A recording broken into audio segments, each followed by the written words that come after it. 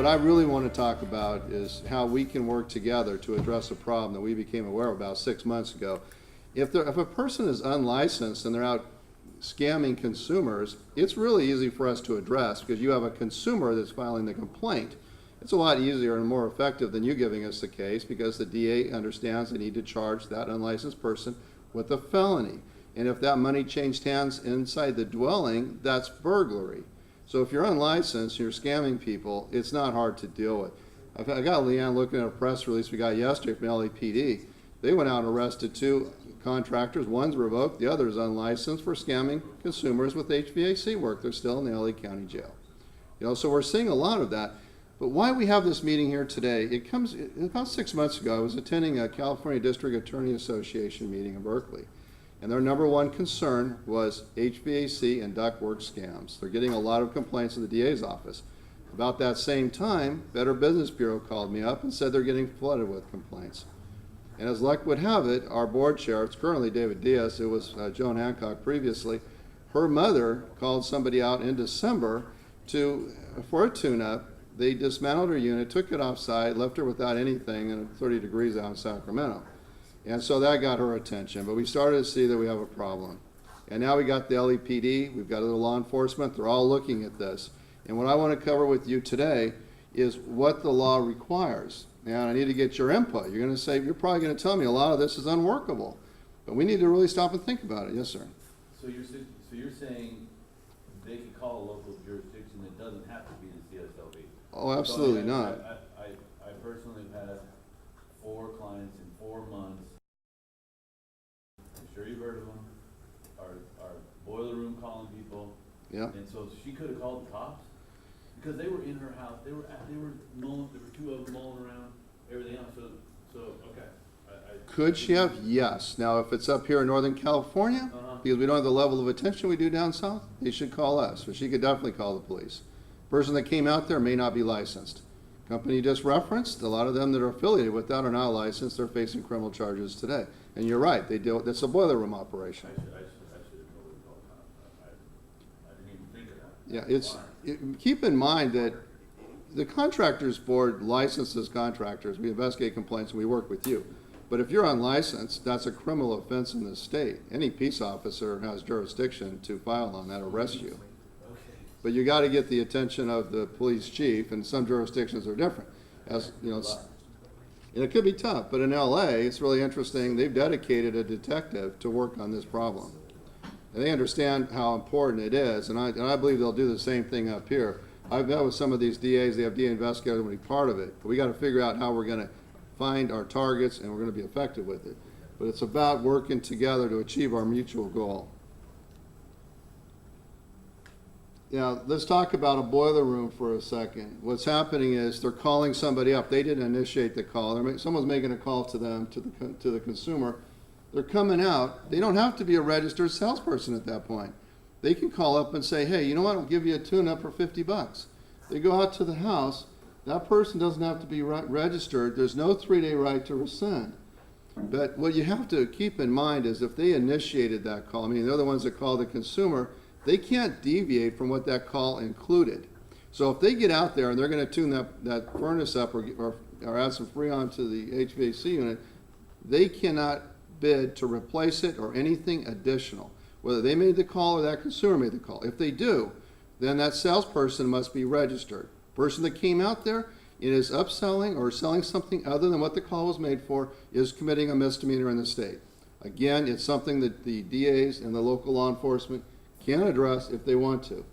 So, that's currently on the books. That's something that I worked really hard with some of our staff in getting in place because we recognized if your car's in your garage and you need to get your garage door open, you can't. There's no way to get a 3-day right to rescind. You need to get done right now. You call, you need your garage door open, you should be able to work up to $750. Maybe it should be more. But this is, I think, very relevant to your industry because that's not what's happening today. Someone's getting a flyer in their mailbox or calling on it. Someone's coming out to bid that job or to look at it, do a tune-up, and now they're going to say replace the unit, and when they do that, they got to be a registered salesperson. And this is the requirements for the home improvement salesperson registration. I hope that you all have, well, you have in your packet, but I hope you're aware of that requirement. And if you're sending people out, that they are registered. Because one thing, you saw a little bit of footage, it was Pick Red. They were a service and repair company. And when we first started getting the complaints, you know who was getting arrested? Not the owners, people that were training them. It was the technicians. They were going out unregistered and getting arrested on a regular basis, especially down in San Diego with the DA down there, Paul Greenwood. They don't understand that they're committing a criminal offense when they do this. And that's one thing I want to think about here today. I think it's fantastic that you all took time away to come in here and to help us address this problem with your industry. The next step, though, I don't know if we're going to have another meeting like this. I think we need to think about a meeting where we bring in your technicians. And maybe there's a way PG&E or some other industry people like yourself could provide some training to them on how to test these units. They need to understand what the law requires when they're going out and bidding these jobs so they're not committing a criminal offense. So I hope when we're done, you'll tell me, you know what, I think that could work. Maybe we get 100 people together. The Better Business Bureaus receive so many complaints that they're willing to pay for the venues and put this together. They think their members that are law-abiding or are doing the job right would support that. But again, what you're trying to say is if a service technician goes on a service call, and he for some reason says, hey, you know what, we can replace this, and he puts on a service tag, it's gonna cost you $3,500 to replace the compressor? Is that illegal at that point? yeah, if he's not registered. You'd have to call. You'd have to have somebody else, if you're a large business, that's a registered home improvement salesperson, meaning they've been fingerprinted and they're being tracked, for lack of a better word. That technician would have to call somebody out to represent you to negotiate, solicit, and execute that contract. Any one of those three. And if they don't, if that technician signs it, that's a misdemeanor. So that's on anything over $750? That's right. So how long has that level been set at $750? Probably, you know, how long? Probably a good 10 years. It's too low, and that could be something, with Leon's here to take notes. If it needs to be raised, we can talk about that.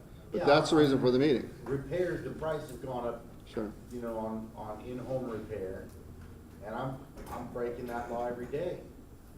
I mean, I'm a licensed home improvement salesperson, Okay. but the technicians aren't, and repairs exceed $750 Right, but on a it, regular basis. sure, In but if, companies I've heard of. well, let me just make sure I understand that, because you can, I'm not here to tell you can't, as a registered salesperson, you can sign a contract to do a repair job for $1,000 or $10,000. You're No, legal. I can't. I'm talking about The unregistered technician. Yeah, they Yeah. can do tune-up No. every day and find a. Nope. Nope. So you saw some, you know, you saw the I think it was LAPD in that video arresting that guy for doing the fuse. That's pretty simple. You know, that's something that's on the books now. And so we need to be aware of it, because that's what's going to happen. Somebody files a complaint. Well, we're going to look and say, who signed the contract? Well, it's somebody that's not registered. I'm not saying we're going to take action on all those. I'm just letting you know that the law's on the books today. Yes, sir. You need to raise that price. But Okay. along what you talk, where's the line drawn? I mean, in the sense that if you've got a technician out there and he or she finds that you've got a condenser, compressor, whatever, that needs, and it's a $1,500 repair, whatever the case may be. So the technician isn't signing anything.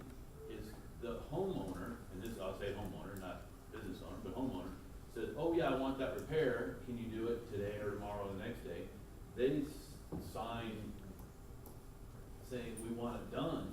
That's not being signed by the technician. It's not like me going out and saying, oh, you're gonna do a furnace for, you know, $2,500, and yeah, I've signed the proposal, and the homeowner signed the proposal, and they understand they got 3 days to rescind, yada, yada, yada. That's a different deal completely. I mean, it's always appeared to be until today. Yeah, you may not be too happy with the. He's saying the line is $750. I'm saying that, yeah, it. yeah, that's what I'm saying. I'm just telling you what the law says. That's what we're going to talk about here. So if you have a contract that's more than $750 and it's a residential dwelling, you got to. It's a repair, it's not a contract. You're going to have a contract. There's no exception for that. If it's more than $750, it's required. We're going to talk a little about an ambassador program. It is about educating the public. And what you're going to see, this is the first meeting. Again, we may have one down south, but don't know for sure. But you're going to see a series of stings. And are we looking to go out and target somebody that's doing work for $751 unregistered? No, because there's plenty of other contractors out there that are cheating that we can put felony cases together. And so that's where our focus is gonna be. But once you see those undercover operations roll out, you're gonna see a lot of press coverage. I'm just here to tell you what the law says today, and I think there's ways to change it, but my focus is really on, it's not so much on you. If you're not out getting complaints and ripping off consumers, that's not the problem here. The problem is those that are. And are the laws sufficient to protect the public? Maybe not. But the problem really is those same laws that are protecting the public from those predatory contractors are impacting you negatively. I don't think that it's a revenue generator to register everybody, because the reality of it is it takes staff time, you got to go through an appeal process and everything else. The key though is when they're registered, they're fingerprinted, they're given a card, and it ties that person to the license. So while everybody's working for you legally, there are other people that aren't, that are going out selling jobs on the side, and it's harming consumers. And that's why we have the registration requirement. I think So- the point too, David, is I think in some ways having that fingerprint, having that there would actually protect you as a company, because let's say you do have somebody on your payroll who maybe had some kind of a criminal background. Part of the reason they set up these fingerprints, these people are going into the house many times to be alone with a homeowner. If that person has some kind of a criminal background that you don't know about and he does something in that house, those consumers have the ability to come after you as a company. I don't hire anybody without a background. Right, I mean, but period. which is And great. I say, sign here before you do anything. Which else. is great, but so what my point is, I think it does protect the companies, because then you've got that to lean back on, that they did undergo a criminal background check. It's not the be all to end all, and today's point too, as we talked about earlier, is we have, very much like it is for anybody who's got kids, you don't punish your kid with the most severe punishment for the first time they do something wrong. You try to educate them, you maybe give them a warning letter, tell them how it's supposed to be done if it happens again, or if you start seeing a pattern, then we might look at something more. But certainly for $751, nobody's gonna get hauled off to jail. And those kinds of things. That's just not the way we work. It's not the best use of our time and our limited resources. As a HIC, can he or I, we're under that umbrella, right? Or do we also have to do that? We have to do an HIS form as well. If I'm doing sales. If you're the license holder. Yeah. Oh, if you're listed as personnel of record on the license? Yeah. Do you have to have an HIS? No, you would not. You would not have to have it, no. Don't have to have it. Oh, no. Not if you're listed as personnel of record, as an officer, partner, Right. RME, no, you would not. Okay. But just to kind of summarize this, 10 years ago, any work, period, for residential, whether it was repair or new construction, it required a home improvement contract. We were able to push this through the legislature, the service and repair exemption, but it has a $750 limit. And I think Leandro's made a note that you'd like to see that raised. For that limit, though, just to really summarize it, it's because you don't have to provide the 3D right to rescind, you don't have to register your technicians. Problem, though, is most of the technicians out there that are selling new units are not registered, and quite frankly, for a prosecutor, that's easy to prosecute. And so we gotta I'm just letting you know. Can you maybe talk about the emergency, about the state of emergency? Yeah, you know what you have in your packet, though, if we could take a look at some of this, I want this to be helpful to you.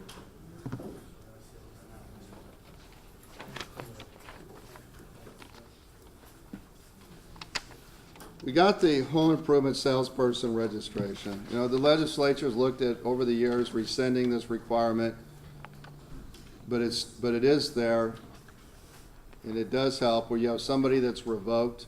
Maybe it's someone's spouse, and they go out and they keep selling jobs, doing the same thing they did before, taking excessive deposits. It provides for a criminal prosecution, but again, I don't know of any cases where somebody's doing a good job in the marketplace and they're doing a $751 issue and getting convicted of it. We'd probably warn, try to bring them in compliance. You also have the kind of the boiler room for the home improvement contract. I know you don't want to hear this, but if you're going to exceed $750, you're going to need to provide 1 through 14 here. We tried to make this easy so that you would have it. Your HIS should have this when they go out to sell the job. Where are you looking? It's got kind of the brownish. It's a brownish one. Okay. A few years ago, we tried to simplify the home improvement contract. We thought it was too complicated, and it became much more complicated when the legislature simplified it. And so what we've provided to you, though, is from an enforcement standpoint, If you get a complaint, this is where we're gonna look to see if it's in your contract. It's kind of the nuts and bolts.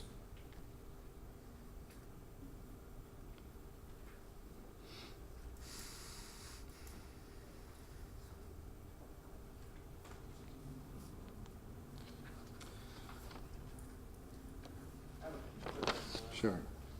So on here, on number 6, it says permits and tests. So I mean, if it's just a repair, you don't necessarily need a permit. Right. That's fine. Yeah, it's, sure. Service and repair contract, you need to have a 3-day notice of cancellation for the customer.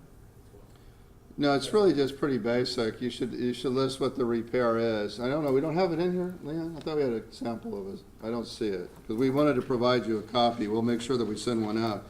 It's really just a simplified contract so that there's an understanding what's gonna be done, and you can be paid right away for it.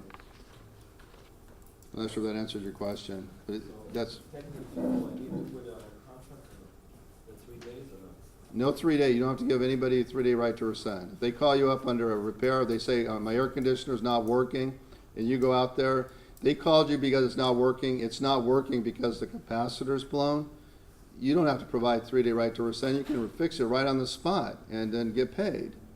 You can do that up to $750, so it's really helpful. You know, I think we need to look at whether we need to raise that. But if they call and said, you can say the capacitor's blown, but now we need to replace the entire unit, the whole thing, and new duct work. At that point, it would exceed $750. You got to get an HIS out there. Now, Dave, can you talk about, can the consumer sign off for 3 days? Yeah, you can, and I have included in the packet in the cancellation requirements. So you just got to make sure that it's a bona fide emergency. They can waive it. You really should leave the equipment behind in case they cancel, or you need to note that they told you to take it off site. I'm just telling you that for your own protection. You know, if they say, I don't want that material, that equipment left here, note that. I'd even put that in my contract. They ask you to remove it. Because the risk that you have is they change their mind and say, you know what, I was forced to sign this. I'm canceling and I want my equipment back. I just want you to protect yourself on that. But if it is an emergency, there is a provision where you can have them waive that 3-day right to cancel. Dave, are there examples of what really is a bona fide emergency or what's an inconvenience? Yeah, it's kind of if it's the middle of winter and the heater is failing, and you're seeing some consumers that are in their 90s, you can't have people freezing to death. I mean, that would be an emergency. The sewer's backing up into the house, that's an emergency. It's not necessarily an emergency where it becomes a gray area when it's 30 degrees out and now you want to replace the air conditioning. So you just want to be careful with that. We're not seeing a huge problem so much with the cancellation itself. Where you have the problem, though, is where the unit was working fine. That's really what the whole focus is this morning.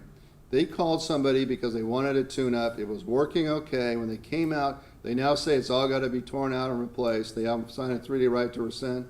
I can tell you the DAs in Northern California are not going to accept that. That's what they've told me. It's not a bona fide emergency. And it's not just the criminal part of this. It's going after that contractor civilly and for an unfair business practice. So you've got to be careful with that. I know it's tough because I know what you're thinking, well, I'll lose the job. And that's possible. But that's what we're about today is solutions to this problem. Because you've got too many people, and what's happened, that are being compelled to sign a 3-day right to rescind when their unit was working fine, and they're paying twice or 100% more than what the market price was. And that's really what happened to our board chair. She ended up canceling, and she had another contractor come out and got a permit, did it right, and it was half the price. So it's not that we're going to sit here and try to regulate the pricing, but we can't have people that are completely ripping off consumers using boiler room tactics.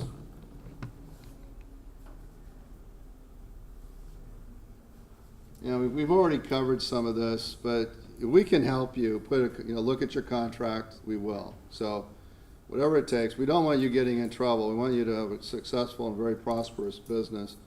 Leanne probably doesn't appreciate this, but she's an expert at this type of thing. So you're going to have her contact info. Yeah, we've talked about this a little bit. I got a little bit out of order, but again, you've got the law provisions so that you can I'll look at those after the meeting.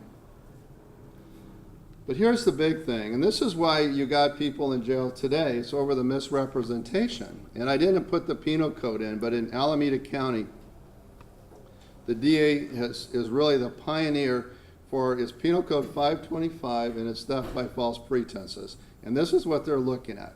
Somebody came out under like a service call for a tune-up, something minor, and they made a statement that compelled somebody to part with their money. They made a statement that was not true. And it could be that your heat exchanger is cracked, your air conditioning has got too much PSI. We had one of these recently, it's gonna explode. They put caution tape around it, you know, or they threatened to turn off your electricity and gas.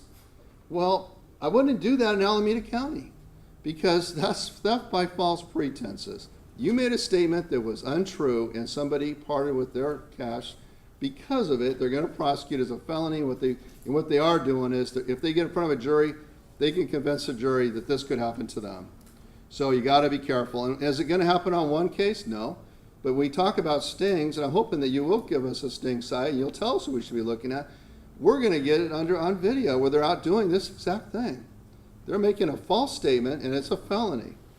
And so that's the problem. But BMP code, Business Professions Code, says misrepresentation, and that's kind of our bread and butter. This is only a misdemeanor, but the others are felonies: grand theft, elder abuse, and theft by false pretenses.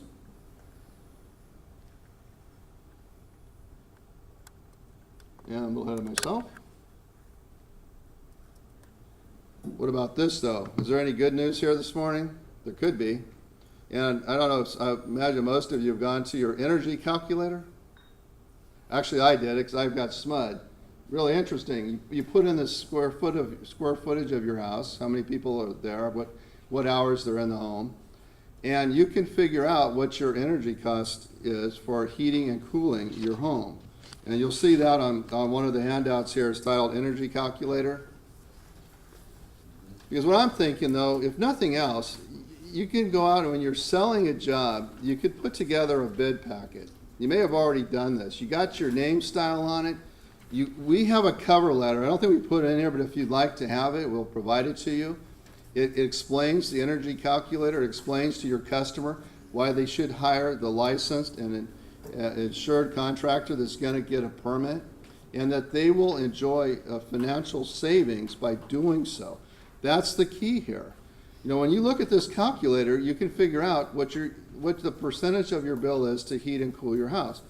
And generally, it's going to be about 40%. Now, there's been studies done that if you don't seal the ductwork, you're losing 40% of your efficiency in your attic. And so you can put the numbers in and show how you'll recover that by a reduced monthly energy bill. And I think that's a very good marketing tool to use for your customer. You know, we're looking for opportunities, though, to provide you information. So when you go out, you're the one that gets the job, and they don't go to somebody that's unlicensed or not going to get the permit. They need to understand the risk they face when they are somebody that's unlicensed. That unlicensed person becomes their employee, and that's in the labor code. If a license is required, they do not have one, they become your employee. And so how often does that get prosecuted? Not a whole lot, but it does. We got a case right now in Mendocino County. Actually, Leanne was involved in this, where this, I think she was probably in her 70s, 60s, 70s, and she had hired someone, she owned rentals, she hired an unlicensed person to put a roof on. This guy's not licensed, rolls off the roof, gets hurt, goes to the uninsured employer's benefit trust fund, and I became aware of it because somebody called me and said, do you realize how hard EDD is being on her? They're assessed $40,000 and then lack of tax withholding or some crazy amount, plus they're holding her accountable for the injury this guy faced. And so Leanne looked into it, and what we found is that her son was willing to testify that his mother knowingly and routinely hired unlicensed people. No sympathy there, but that was what she faced because she didn't hire the right contractor. So what we got to do is through our ambassador program is educate these customers at the point of sale why they should hire somebody that's got a license, that's got the registered salespeople, and we can show some horror stories that we have to if you think it'd be beneficial.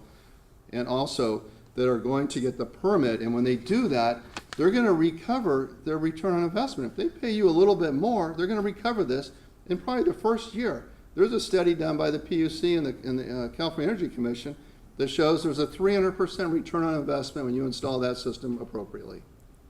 We got to get the word out to the public, though. Oh, and I wanted to talk about this, get your input on this one. Rick had talked about free HV, he talked about the Bureau of Automotive Repair. So what we're looking to put on our website is education to consumers. If you had a contractor that installed a new system and didn't get a permit, call us up and we'll send out one of our C20 licensees or a CalCerts rate or whatever works best to evaluate that system at our expense. We'll pay for it, at least initially. We may hold the contractor accountable down the road. But once we've done that, that contractor is required to go back and do whatever is required to comply with code. That's already on the books. We get a consumer complaint. People don't realize that. If you get a complaint from your consumer, we're going to look at whether, one, you have the right contract, but also we're going to say, did you get a permit? And if you didn't, and it's at the intake mediation center level, what's going to happen is you got to go out and get a permit and do whatever it takes to comply with permit requirements. And you're going to be a little upset. You're going to say, you know what? I didn't bid $1,500 to get a permit, a CalCerts inspection, and to seal the ductwork. Well, unfortunately, now you got to do that at your expense, because if you don't, it goes out to the field, one of our field investigators is going to issue you an administrative citation. That's the problem. So, I mean, that's why we're looking at this as perhaps being something that could really turn the industry around. Here, David Diaz say 5% are getting a permit. Now, the problem, though, is with the Title 24 requirements, so we got to overcome that. If you can't comply, then this is not something we'd want to pursue too hard.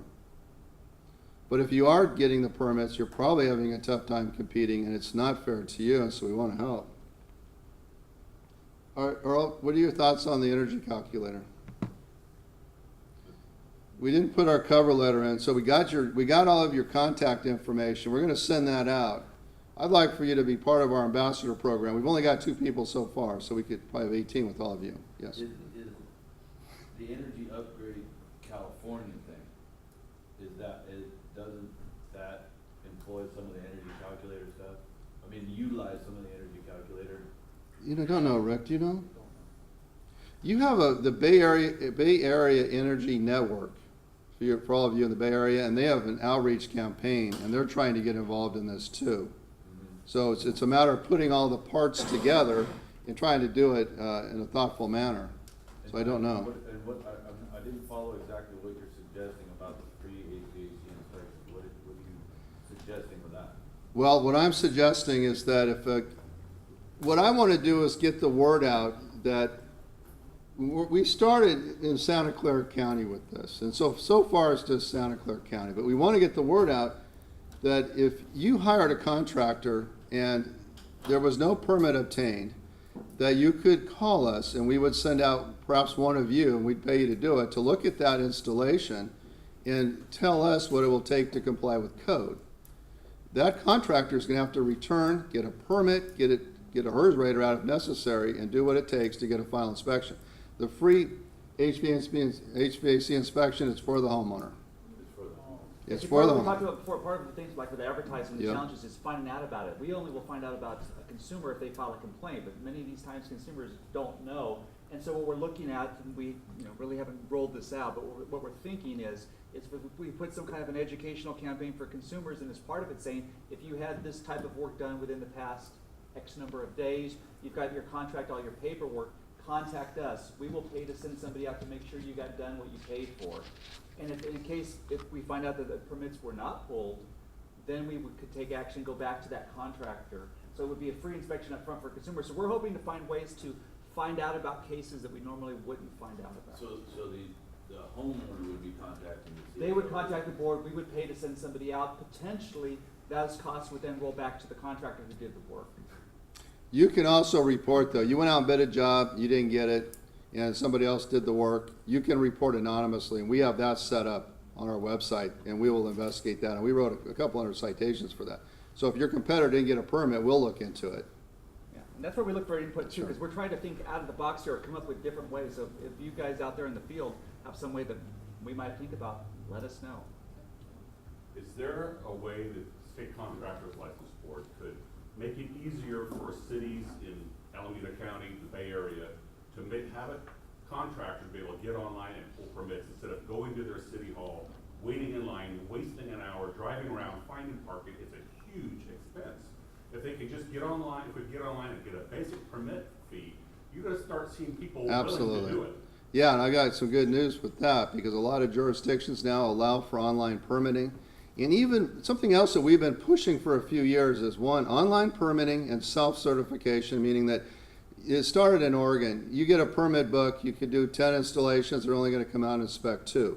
And we had a meeting with Cal Certs, and they're not inspecting every job now. If you're a contractor that's got a good track record, not every job's gotta be inspected. What you need to do though is go to your building department. If they're not allowing for online permitting, you need to tell them that many jurisdictions are, like San Jose, like Butte County, others. And they need to get on board with it. And we can help them to do that. We've got a board member that is Nancy Springer that represents the building officials. It's absolutely necessary. We'd like to take it a step further though and even have the online kiosks in Home Depots. You know, we suggested that, it was a great idea, but we couldn't get it done in California, and so Nevada took our idea and put them in Home Depots in Nevada. But there's gotta be ways to give a benefit to a licensed contractor doing the job right, and that's one of the ways. And one of the challenges, there's 500 building departments in the state, and trying Sure. to get 500 people on board, or 500 companies, departments, is part of the challenge. Well, make them do it, you make us do it. What I don't want to, I just want to go back to this for a minute, because what I could envision is you've got a call to go out and give a bid. So you go out to the home, and you've got a packet that you're going to give to them. It has the cover letter. You could say, hey, there's been a study done. There's a letter here from the Contractors Board and the California Energy Commission that explains the benefit to you when you hire someone like me that's got a license, that's going to get the permit. And you're going to save a lot of money. If there's a little bit of additional cost, you'll recover it your first year. But it's a 300% return on investment. You know, then you got your next letter and say, you don't want to hire somebody that's unlicensed. And this shows you what could happen to you as a homeowner. You know, don't do it as an owner builder. Hire someone that's licensed. You're putting yourself at risk. And then if you have a liability insurance policy, I would be proud of that. I'd also include a printout from the CSLB website of your license record.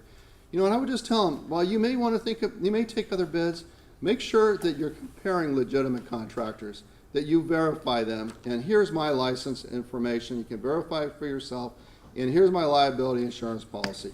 And there's a lot of consumers, they're not going to want to hire you, they're still going to want to go hire someone unlicensed, save a few bucks, but I would argue that's not who I want to work for, because I think the majority of them are going to want to hire the licensed contractor that does the job right, pay a little bit more up front, get an appropriately installed unit, and save money over the life of it. And that's really what our focus has got to be. We got to see if we can make this work. Yes. If we don't get the job and we report it, we call you, and are you guys gonna verify if that installation was installed by a licensed contractor? Well, what you're going to do is if you don't get the job, you're going to. I'd rather hear from you when you got the job and this worked well, but let's say you, all right, but you don't get the job.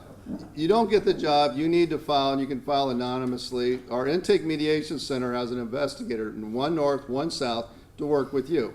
And so you're going to call them and say, I didn't get a job at 555 Main Street, and here's the name of the owner, and we're going to investigate that on our own. Now, we're writing a lot of citations if we can identify the contractor. We could also tip off the building department. So that's what we're going to do. The problem is we have no authority to discipline a homeowner. But if we can figure out who the contractor is, we're absolutely going to cite him. And we'll call him up and get a mission. Did you do the job at that address?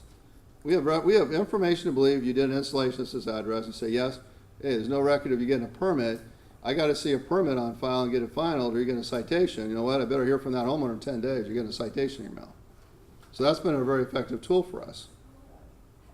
Have you specifically got, you have said it, but a handout we could give, we do mostly a commercial, but that we could give to the owner explaining why they need to get a permit? We have a lot of people. Yes, we can. And our good friend Leanne is going to make sure if you have your email address, you're all going to receive it. It's a cover letter. And you could put that, if you got a bid packet, you're going to put it right on the front. All right? They need to get a permit. Yes, why they need to get a permit, the benefit to them in obtaining the permit. What's that called? What's your we're calling it our ambassador program cover letter. It's That a, talks about permits, okay. oh, yeah, absolutely. And then we developed this after we did the cover letter, but I would put this right behind it and say, you know what, you go to your power company, everyone I've looked at has an energy calculator. You can figure this out for yourself. That's what you gotta tell, I would tell my customer that. And if they don't wanna do it, then they're gonna have to trust you, but it's very simple to use. Yeah. Figure out what you're spending on electricity, what you're gonna save when you hire me to do the job right. It's like going out and buying a car. You look at the mileage on the window. You want to get a car that gets better mileage. Most people do. It's the same premise here. It's a big permit issue. and that's- The permit issue, but by getting a permit, though, what you're selling is by getting a permit, we're going to make sure that the unit that we're installing is the appropriate one and that the ductwork is sealed. I mean, for me, that's the key here.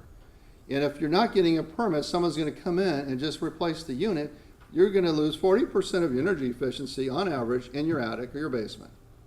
And that letter covers that, and that's something that the Energy Commission has put out. So it's a marketing tool. I can't think of another industry where you would have the same type of marketing tool that could benefit you.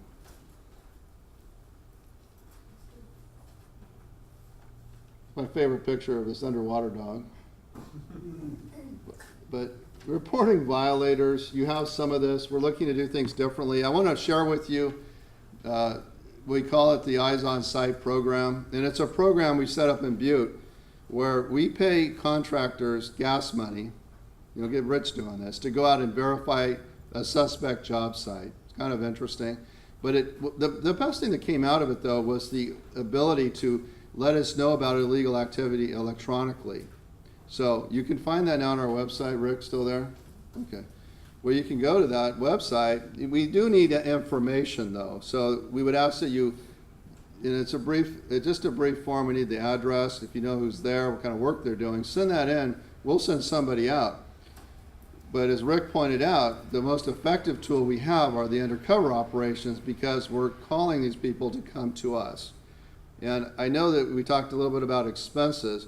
The good thing about undercover operations, though, is we don't pay for the prosecution. The DAs do. And that could be another issue, but they pay for the prosecution.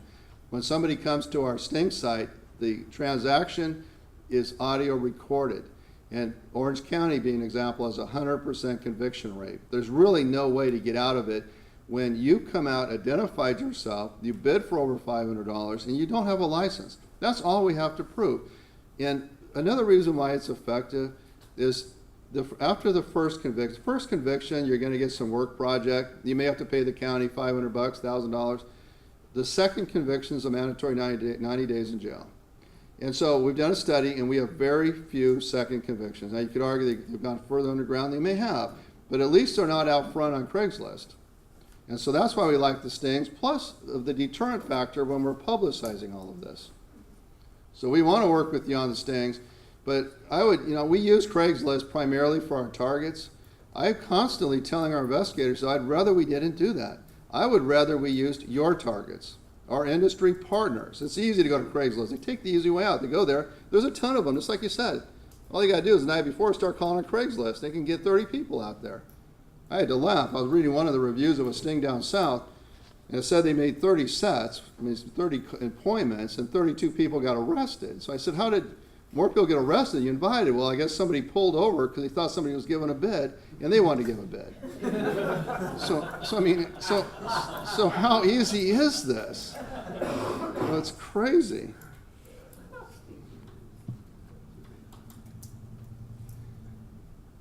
Here's the contact information that will be beneficial to you. You have a peace officer, Hugh Henderson, that's going to be working in this area. It's going to be helpful. He's putting together stings right now in the HVAC industry. And he's going to be doing these in a couple weeks. I met with him yesterday. He doesn't have any targets yet. So, I think he needs at least 4 targets from the group here.